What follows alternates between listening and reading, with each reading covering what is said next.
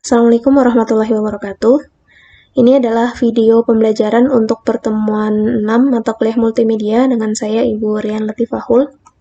Di pertemuan sebelumnya, yaitu pertemuan 5, saya sudah memberikan soal mengenai studi kasus pengolahan data toko gadget yang saya bagikan di MyBase, MyElnusa, maupun melalui WhatsApp Group.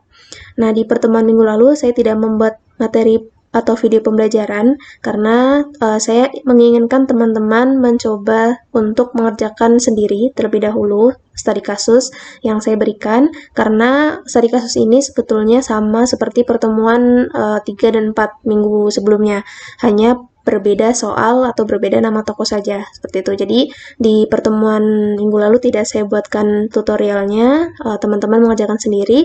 Nah, di pertemuan 6 ini saya hanya mereview mengenai studi kasus ini. Jadi menjelaskan dan nanti bisa teman-teman mengoreksi apakah pekerjaan yang sudah dikerjakan di pertemuan 5 kemarin sudah betul atau perlu direvisi.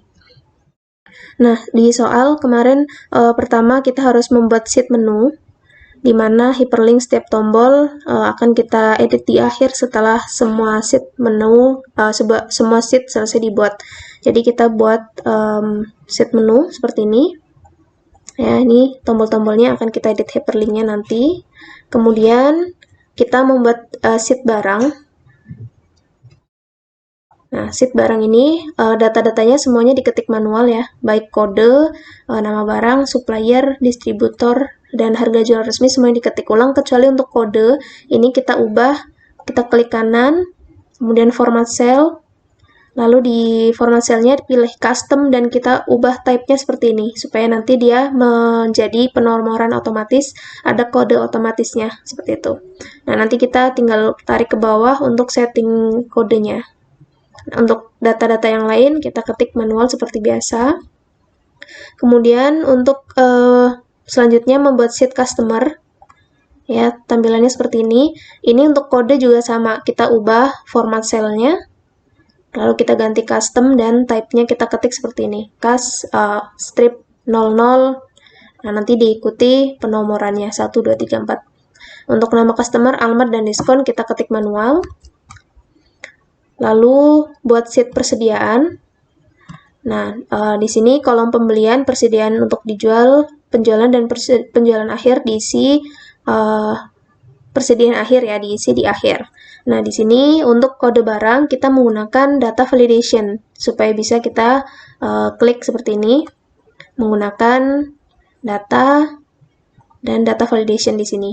Untuk caranya tidak perlu saya sampaikan ya karena sudah berulang kali.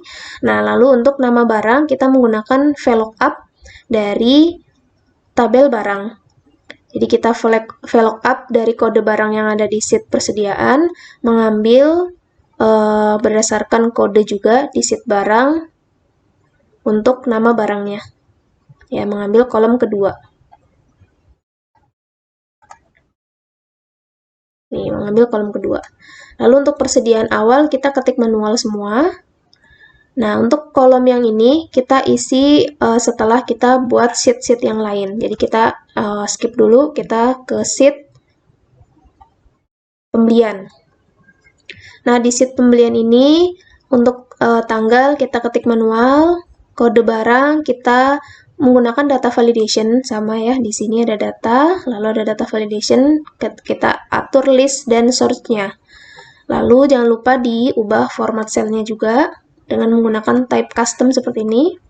Lalu nama barang kita gunakan VLOOKUP juga dari kode barang, mengambil dari tabel barang kolom kedua. Ya, kode barang, lalu nama barang ada di kolom kedua. Lalu nama supplier juga sama dari tabel barang, dia kolom ketiga.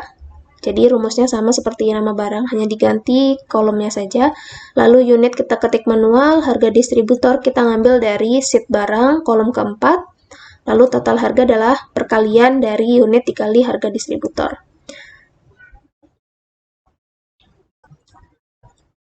Ya, di soal sudah saya berikan keterangan juga untuk rumus di setiap kolomnya. Lalu kita buat sheet penjualan. Nah, di sini teman-teman mungkin kemarin ada yang agak bingung ya. Di sini pertama nomor faktur kita isi manual dan berurut ya, mulai dari faktur 1, faktur 2, faktur 3, dan seterusnya. Lalu tanggal juga kita isi manual. Customer kita gunakan data validation. Ya, mengambil dari kolom customer. Untuk nama customer kita ambil ya sebagai data validation di sini. Nah, lalu di sini kenapa ada nomor faktur yang double? Kita lihat di tanggal 2 April, Navisel itu membeli ada 3 barang yang berbeda. Nah, kita berikan nomor faktur yang sama, artinya supaya nanti di dalam faktur ya, kita nanti membuat faktur seperti ini, dia akan ditampilkan semua barangnya di dalam satu faktur yang sama. Jadi teman-teman bayangkan Navisel ini datang ke toko kita, dia membeli 3 barang, di saat bersamaan dia borong ada 3 jenis barang, otomatis kan kita memberi fakturnya hanya satu, nanti ada barang pertama Xiaomi, barang kedua Samsung A71, barang ketiga Samsung A01, seperti ini. Nah, otomatis kan harus berada di dalam satu faktur yang sama, makanya di sini nomor fakturnya kita tulis sama gitu karena dia kondisinya bersamaan di tanggal yang sama. Kecuali kalau di sini ada Navisel lagi misalkan tapi tanggalnya 4 April. Jadi dia kembali belanja lagi di tanggal 4 April. Nah, otomatis nomor fakturnya bukan 3 lagi, tapi di sini sudah berlanjut karena di tanggal yang berbeda, sudah berlanjut di faktur berikutnya, faktur kelima. Misalkan seperti itu. Lalu di sini kolom order, ini artinya adalah 1.1 adalah faktur 1 untuk barang pertama. Lalu 2.1 juga faktur 1 barang pertama. Nah, kita lihat di faktur yang 3 itu nomor ordernya ada 3.1, 3.2, 3.3. Artinya 3.1 adalah nomor faktur 3 barang yang pertama. 3.2 nomor faktur 3 barang yang kedua, 3.3 nomor faktur 3 barang yang ketiga, karena tadi di dalam satu faktur ada 3 barang yang berbeda. Ini nomor order akan memudahkan kita ketika membuat faktur ini, supaya nanti bisa ditampilkan ketiga barang sekaligus di dalam satu faktur, seperti itu.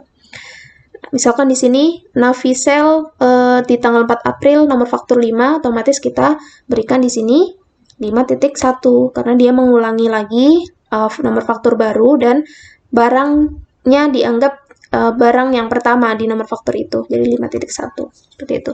Kode barang kita menggunakan data validation, lalu nama barang menggunakan VLOOKUP, mengambil berdasarkan kode barang dari tabel barang kolom kedua. Lalu unit kita ketik manual. Harga ini berdasarkan tabel barang juga untuk kolom kelima. Kolom kelima adalah harga jual resmi. Lalu jumlah harga adalah perkalian ya, unit dikali jumlah harga.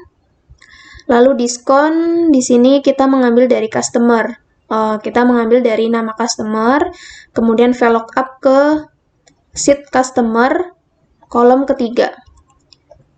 Ya, dari nama customer ini sheet customer kolom ketiga, yaitu kolom diskon. Jadi dihitung dari sini 1, 2, 3. Lalu total potongan adalah perkalian dari unit dikali jumlah harga. Untuk potongan adalah jumlah harga dikali diskon, ya.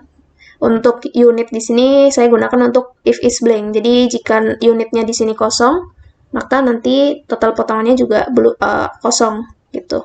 Tapi jika ada nominalnya 1, berarti total potongan nanti akan tampil hasil dari jumlah harga dikali diskon. Lalu total bayar adalah jumlah harga dikurangi total potongan. HPP kita mengambil VLOOKUP dari tabel barang berdasarkan kode barang. Di tabel barang kolom keempat atau HPP itu sama dengan harga distributor.